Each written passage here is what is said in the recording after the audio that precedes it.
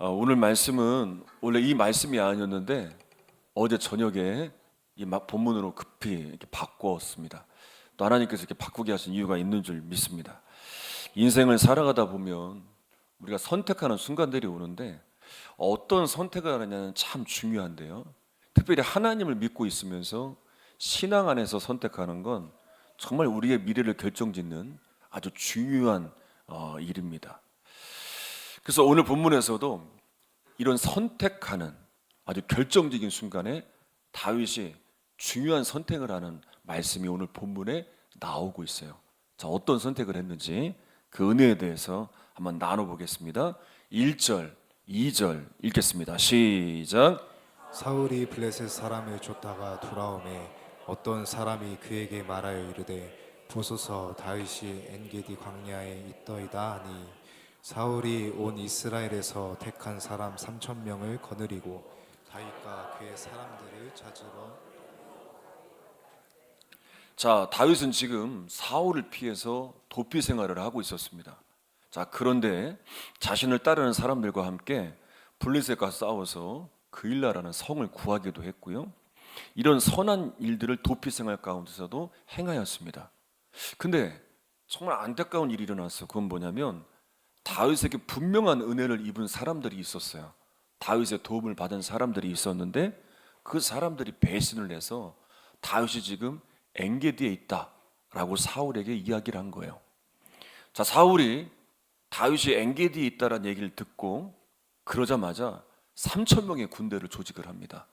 그리고 다윗을 죽이려 하는 거예요. 지금 사울은 전쟁이 막 끝난 상태였어요. 그런데도 다윗이 어디에 있다라는 얘기를 듣자마자 쉴 틈도 없이 잘 훈련된 그리고 선발된 군사들을 선발하여서 이제 다윗을 죽이려고 가는 겁니다.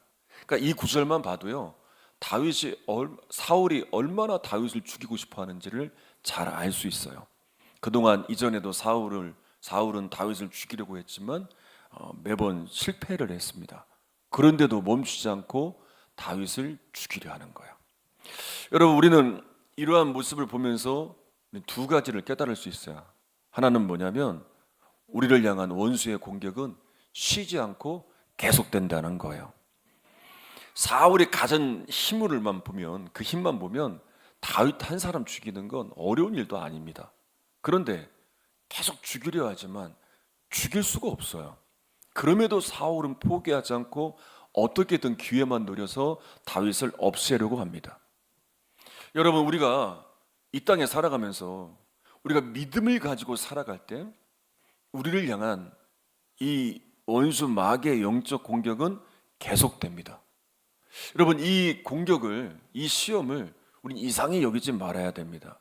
오히려 이러한 영적인 공격이 없는 것이 이상한 일인 것을 알아야 돼요. 왜냐하면 성경은 이렇게 말씀하고 있어요. 베드로전서 4장 12절에 보게 되면 읽어보겠습니다. 시작. 사랑하는 자들아 너희를 연단하려고 오는 불시험을 이상한 일 당하는 것 같이 이상히 여기지 말고.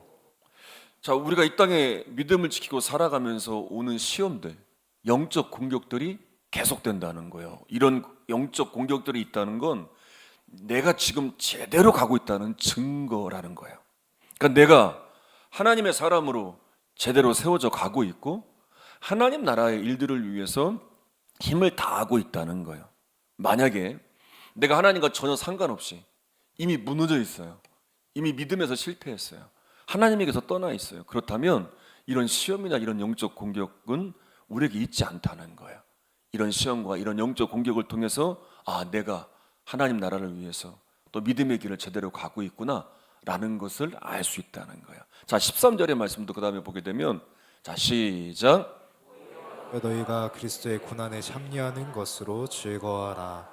이는 그의 영광을 나타내실 때 너희로 즐거워하고 기뻐하게 하려 함이라. 자, 그래서 이러한 시험과 영적 공격을 기쁘게 여기라는 거예요. 왜냐하면 이렇게 말씀하고 있습니다. 이 일이 주님의 고난에 참여하는 일이 된다는 거예요. 그리고 이 일을 통해서 장차 주님의 영광이 드러날 기회가 된다는 거예요.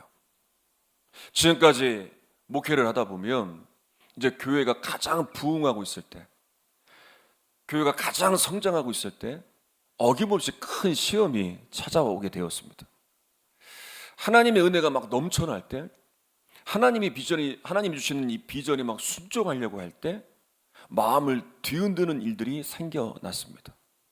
그런데 언제나 그 시험을 이기고 나면 그 뒤에 일어나는 하나님의 놀라운 계획하신 일들이 일어남을 늘 경험해 왔습니다.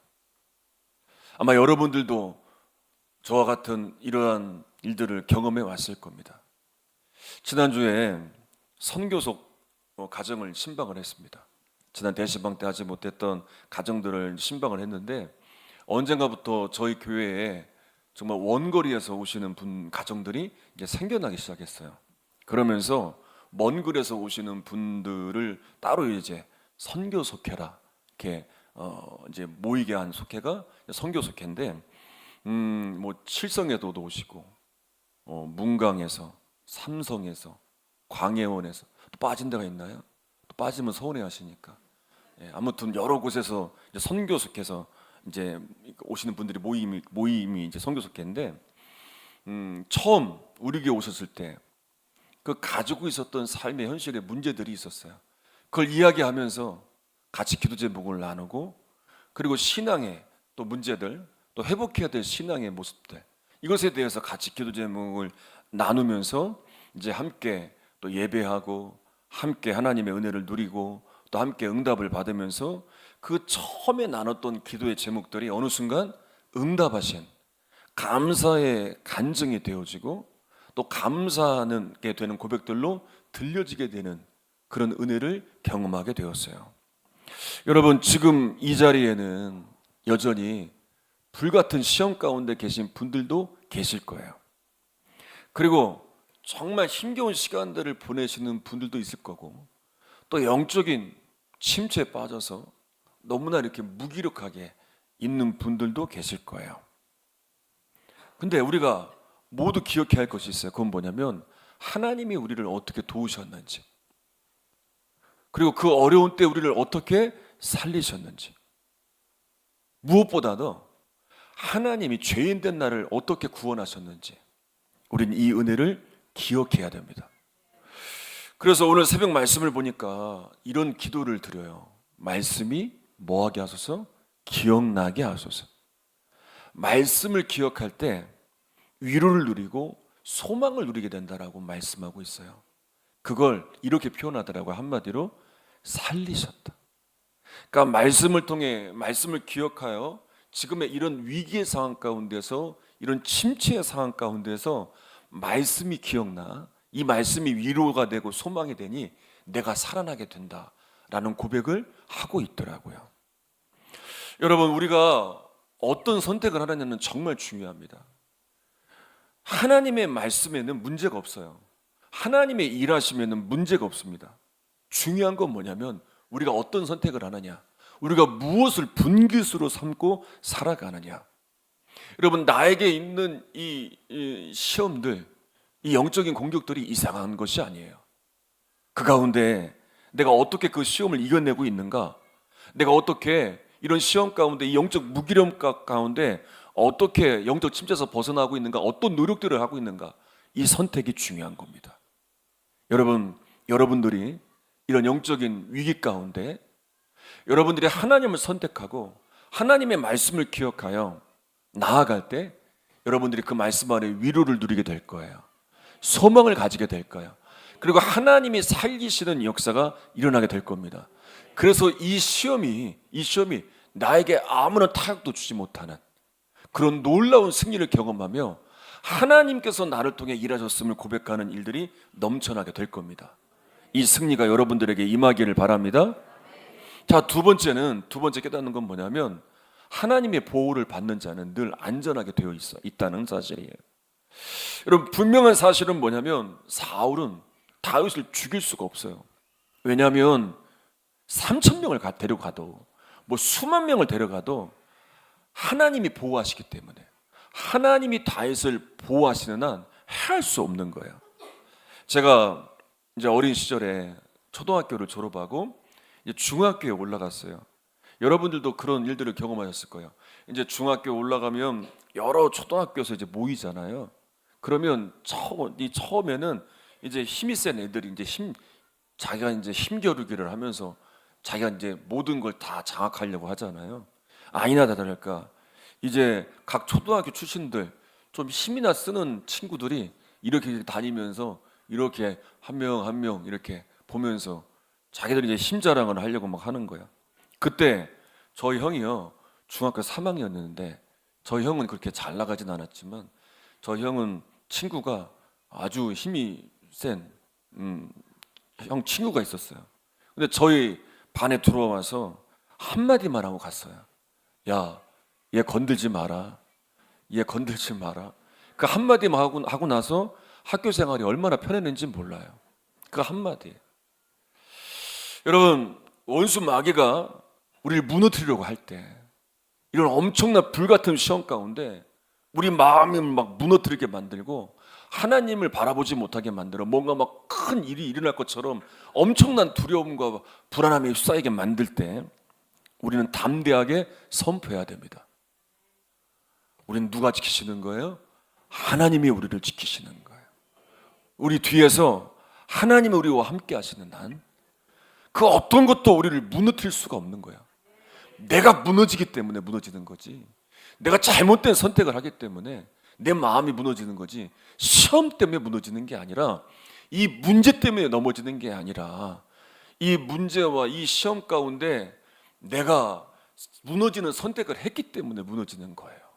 그러나 이런 가운데 있었다 할지라도 우리의 선택이 하나님에게 있다면 말씀을 기억하여 말씀을 선택한다면 우리는 언제나 승리할 수 있음을 믿어야 돼요. 부활하신 예수님께서 제자들을 찾아오십니다. 그들은 두려워하고 있어요. 말씀을 보면 요한복음의 말씀을 보면 이렇게 표현해요. 유대인들이 두려워서 문들을 닫고 있다. 그러니까 문들을 닫았다는 건 뭐냐면 모든 문을 다 잠궜다는 거예요. 왜 그랬겠어요? 무서우니까, 두려우니까. 그래서 예수님께서 그들에게 오셔서 뭘 말씀하셨냐면 다른 말씀을 하지 않으세요. 지금 완전히 무너져 있는 그들을 향하여 뭘 선포하십니까? 평강이 있을지어다. 지금 제자들에게 가장 필요한 게 뭐예요? 여러분, 그들에게 금은보화가 있는데 무슨 소용이 있겠어요? 그들 마음이 두려운데, 그들 마음이 무너져 있는데, 주님의 함께 하심을 믿는 믿음이 없는데, 여러분, 뭐가 주어진들 무슨 소용이 있겠어요? 그게 무슨 그들을 구원하겠어요? 그들에게 주님과 함께하는 이 평강의 은혜, 아, 주님이 나와 함께 하시는구나, 주님이 다시 살아나셨구나, 영원히 나를 붙드시는구나, 그 믿음을 통해 누리게 되는 이 평강의 은혜가 그들을 두려움에서 건져내실 것 아니겠습니까? 여러분, 지금 여러분들에게 가장 필요한 게 무엇입니까? 여러분들의 마음이 무너져 있는데, 여러분들이 하나님이 함께 하심이 믿어지지 않는데, 그 기쁨과 그 감동과 그 놀라운 은혜를 누리지 못하고 있는데, 다 빼앗겨 버렸는데, 여러분, 무엇이 내 손에 주어진들, 무엇이 해결된들, 그게 무슨 소용이 있겠어요? 주님과 함께하는 이 믿음이 회복되어져서 주님이 부어주신 이 평강의 은혜, 이 참된 구원의 기쁨의 은혜를 누려야 되는 것이 먼저임을 기억하시길 바랍니다. 그런데 참 은혜가 되는 건 무엇이냐면 주님은 우리에게 찾아오셔서 우리에게도 이 제자들에게 말씀하신 것처럼 평강을 선포하십니다. 근데 그 시작은 뭐예요? 주님이 나와 함께 하신다는 것을 믿는 믿음으로 시작되는 거예요. 이 믿음으로 승리하는 여러분들이 되시기를 바랍니다. 3절의 말씀을 읽겠습니다. 시작. 개가 양의 우리에 이른즉 굴이 있는지라 사울이 뒤를 보러 들어가니라 다윗과 그의 사람들이 그 굴 깊은 곳에 있더니. 자, 당시 가축을 키우는 목축지에는 이 동굴을 양의 울이나 목자의 숙소로 사용을 했어요. 동굴을 굴 앞에 돌을 쌓아놓고 이제 그 위에 이제 가시로 덮어서 이제 맹수들이 접근하는 것을 막았다고 해요. 자, 마침 사울이 이 양의 우리로 사용하는 동굴을 이제 용변을 보러 들어간 거예요. 근데 참 드라마 같은 상황이 펼쳐집니다. 이런 드라마가 없어요. 그 동굴 안에 누가 있는 거예요? 다윗이 있는 거예요. 근데 사울에게는 지금 지켜줄 군대도 없어요. 무장도 해제한 상태예요. 그렇게 무방비 상태로 용변을 보러 굴에 들어와 있는 거예요. 근데 여러분, 중요한 게 있습니다. 지금 이런 상황은 하나님께서 만드신 거예요. 그럼 왜 이런 상황을 하나님께서 만드셨느냐? 두 가지 이유가 있어요. 첫 번째는 뭐냐? 모든 걸 주관하시는 분이 하나님이심을 다윗에게 알려주시는 거예요. 다윗은 지금 말도 안 되는 이 상황을 경험을 하고 있습니다. 자신을 죽이려는 사울이 혼자서 무기도 없이 자신의 눈앞에 있는 거예요. 이것을 보면서 다윗이 깨달아야 할 게 있어요. 모든 상황을 하나님께서 이끄신다. 하나님이 주관하시고 다스리신다 라는 걸 믿어야 되는 거예요. 두 번째 깨달아야 될 건 뭐냐면, 하나님은 다윗의 지금의 믿음의 상태, 지금의 영적인 상태를 확인하고자 하신 거예요. 다윗이 어떤 선택을 하는지, 이 결정적인 순간에 사울을 죽일 수 있는 결정적인 찬스가 왔잖아요. 이때 다윗이 육신에 이끌려 선택을 하는지, 아니면 하나님 편에서 선택을 하는지 하나님은 보기를 원하셨어요. 자, 다윗의 부하들이 다윗에게 이렇게 말합니다. 지금이 절호의 찬스다. 지금 사울을 죽여야 된다. 이게 하나님의 뜻이라고까지 말합니다. 여기서 유심히 보아야 될 구절이 있습니다. 그건 뭐냐면, 내 생각에 좋을 대로 행하라 라는 구절이에요. 자, 지금 하나님께서 사울을 다윗에게 넘겼다고 생각하는 것이, 이게 자기들이 옳다고 여기는 것이지 하나님의 뜻이 아니에요. 사사기 17장 6절과 21장 25절을 보게 되면 사사시대에 가장 큰 문제가 나와요. 그건 뭐냐면, 이스라엘 백성들이 자신들이 옳은 대로 행했다는 거예요. 그러니까 하나님이 옳은 대로 행한 것이 아니라 자기들이 판단해서 옳은 대로 행하던 그 무질서한 시대가 사사시대였어요. 근데 지금 다윗의 부하들도 똑같아요. 자신들이 옳은 대로 판단한 것이 마치 하나님의 뜻처럼 하나님이 주신 기회입니다 라고 말하기까지 하면서 그렇게 판단하고 있어요. 근데 다윗은 달랐어요. 하나님 편에서 사울의 옷자락을 베기는 했지만 그것조차도 마음이 찔려합니다. 그러면서 이런 말을 해요. 6절을 한번 읽어보겠습니다. 시작. 자기 사람들에게 이르되 내가 손을 들어 여호와의 기름 부음을 받은 내 주를 치는 것은 여호와께서 기마시는 것이니 그는 여호와의 기름 부음을 받은 자가 됨이니라 하고. 자, 다윗이 자신의 부하들과 달랐던 것은 무엇이었냐면, 자신이 옳은 대로 하지 않았어요. 지금의 상황에서 사울을 죽인들 아무런 문제가 없어 보입니다. 다윗에게는 절호의 기회이죠. 그런데 다윗은 하나님이 기름 부은 자를 자신이 함부로 할 수 없다라는 것을 분명히 말하고 있습니다. 그러니까 지금 사울을 죽이는 것이 하나님이 원하시는 일이 아님을 분명히 알고 있어요. 다시 말하면 다윗은 하나님이 옳다고 하시는 대로, 자기가 옳다는 대로 행하는 것이 아니라 하나님이 옳다고 하시는 대로 순종합니다. 여러분, 우리도 살아오면서 우리가 여러 사람들을 만나게 됩니다. 근데 이런 사람들 가운데에도 나를 힘들게 하는 그런 사람들을 만날 때도 있습니다. 또 여러 가지 문제들을 만납니다. 정말 고통스러운 상황 가운데 이 힘든 상황들을 경험하게 됩니다. 여러분, 이러한 때 우리가 어떤 선택을 하느냐가 너무나 중요합니다. 주변의 사람들은 말할 거예요. 이렇게 하는 것이 옳은 거라고, 이렇게 하는 것이 하나님도 원하실 것이라고. 근데 여러분, 우리는 정말 하나님이 원하시는 것, 그것을 분별해내야 돼요. 그리고 하나님 편에 서서 하나님이 옳다는 일에 우리는 순종하고 그 편에 서야 돼요. 그렇게 결정하고 그 길을 가야 돼요. 예전에 한 목사님께서 은퇴를 앞두시고 이런 글을 올린 글을 본 적이 있어요. 그러니까 이분은 정말 많은 분들에게 존경을 받는 분이에요. 이런 고백을 하시는 거예요. 은퇴를 앞두고 자신의 마지막 모습이 어떻게 보여질까, 이것이 제일 두렵다라는 글을 올리셨는데, 제가 한번 읽어드릴게요. 사람들 앞에서도 그렇지만 하나님 앞에서 정말 착하고 충성된 종아라는 말을 들을 수 있을까? 아님 내가 너를 모른다, 도무지 모른다는 말을 듣지는 않을까?